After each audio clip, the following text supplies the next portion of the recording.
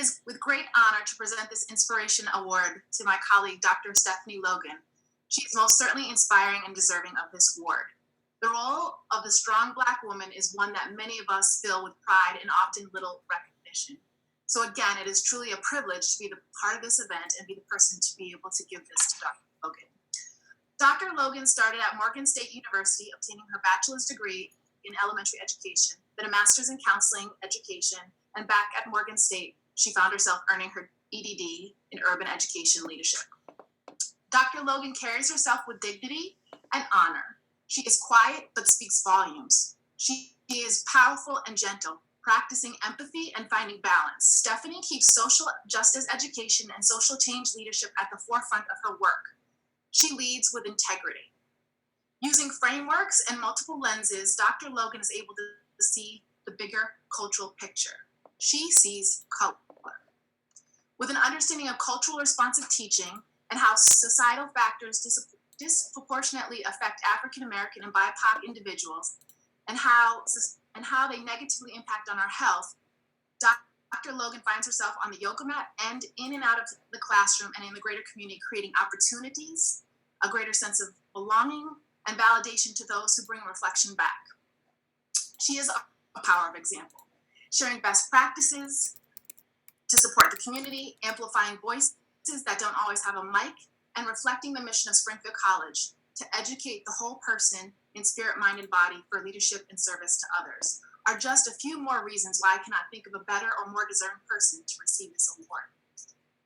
I had the privilege to meet Stephanie in 2017 when she came to campus to our Cultural Connection Leadership Program pre-orientation to meet just a few of our Cultural Connections leaders and cohort members. From there, it was her story in the making. Dr. Logan not only offered a platform for many of our students, particularly our BIPOC students, by providing mentorship and opportunities, but she offered a platform for me as well as another woman of color to teach the foundations of multicultural ed in the education department as an adjunct faculty member. And it was with humility and respect that I accepted, as we both recognize the importance and critical need to have folks of color in and outside of the classroom. Dr. Logan has written about helping educators recognize the role of race in their pre-K 12th grade classrooms and helping educators recognize the role of race beyond.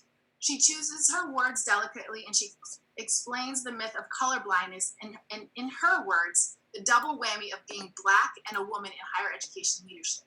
And if you all don't know, those are her own articles that she has out there. You should check them out. In addition to this, she's an individual who is patient and effective.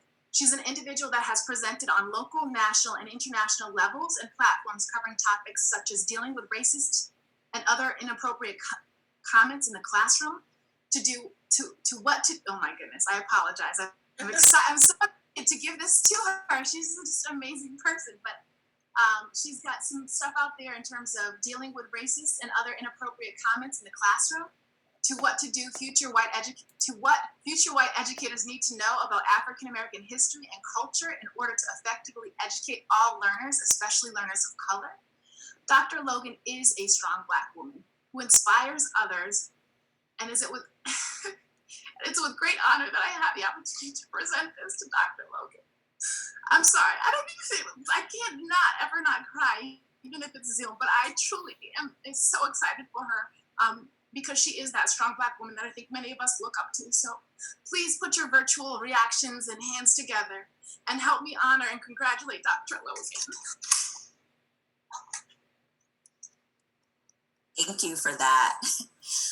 When I received the email about being recognized with an inspirational award from the African American Female Professor Award Association and the indication that I would have 5 minutes to give an acceptance speech, I was filled with excitement and hesitation. I considered what to talk about. I considered what would I talk about for that long, for 5 minutes. When it comes to teaching, my students would certainly say that I can easily talk for 5 minutes and more. But when asked to speak at larger events, I often find that my introverted nature seems to take hold. So I reached out for some guidance and learned about the African American Female Professor Award Association's guiding principles, which include access, attitude, choice, communication, policy, and opportunities. The last principle, opportunity, brought my recollection to the opening words from Viola Davis's 2015 Emmy Award remarks, where she stated, "The only thing that separates women of color from anyone else is opportunity." With that in mind, I want to share a little bit from a chapter entitled "The Double Whammy of Being a Black Woman, Black and a Woman in Higher Educational Leadership," co-written by myself, shameless plug, as well as Dr. Harriet Scott, who's the Dean of Humanities and Communication Arts at Massasoit Community College in Brockton, Massachusetts.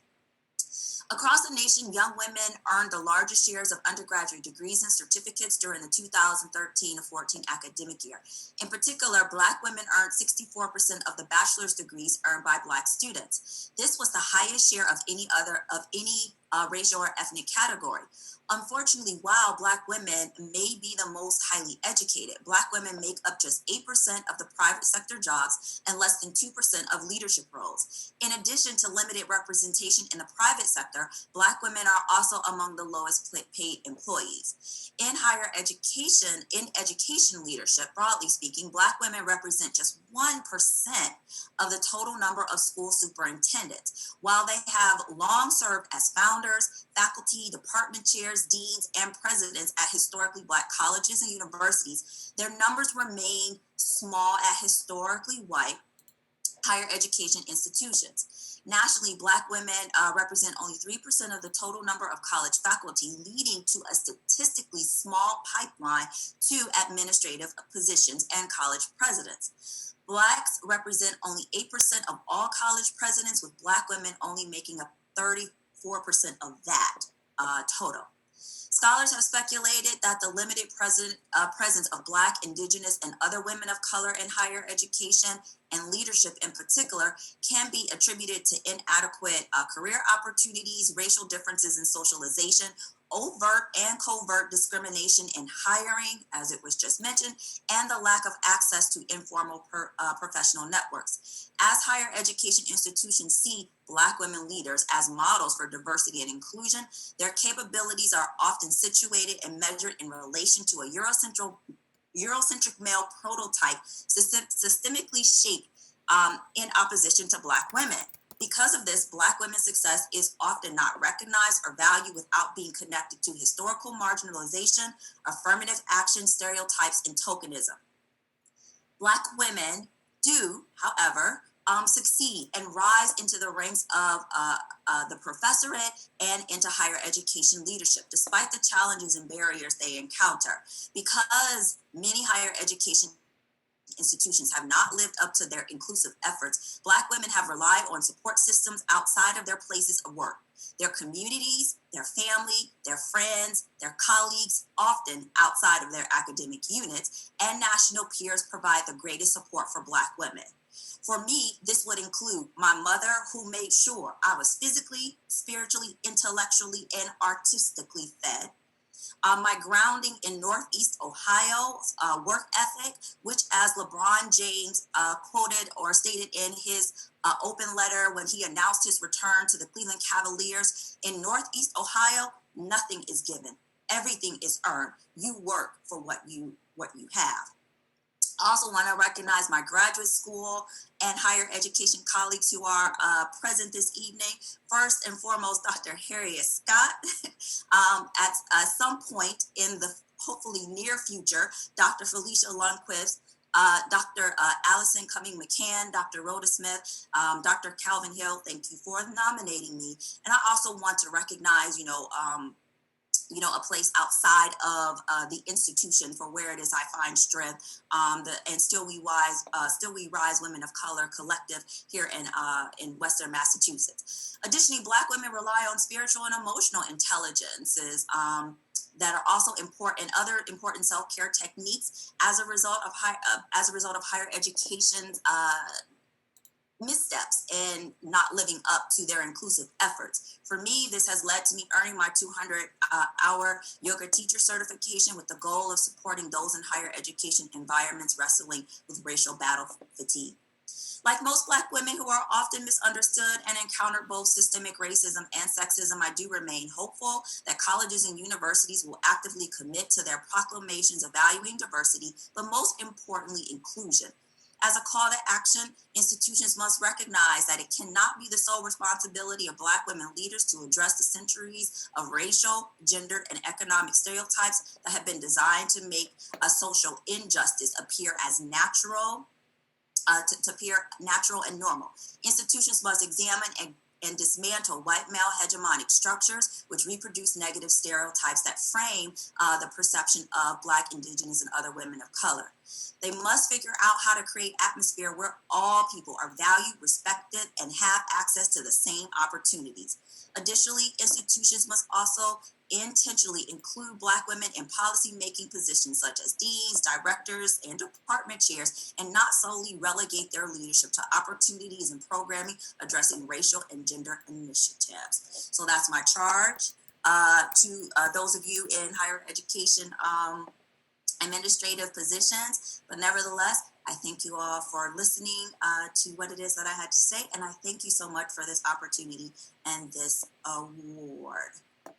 Outstanding, Dr. Stephanie Logan. Thank you so much for your words of encouragement. I just want you to kind of view your award. It says the Inspiration Award presented to Dr. Stephanie R. Logan, Associate Professor of Education, Chair of the Department of Education, Springfield College, for your work on closing the opportunity gaps in education. So thank you. You have a natural way of being your authentic self, getting your point across, and allowing Black women, no matter how high of the intellectual ladder that they climb, they can still be who they are. So thank you so much for your creative style and the way you teach and the way you approach your education. And I really appreciate it, and I hope to get to know you better through the days to come. So congratulations again. Thank you.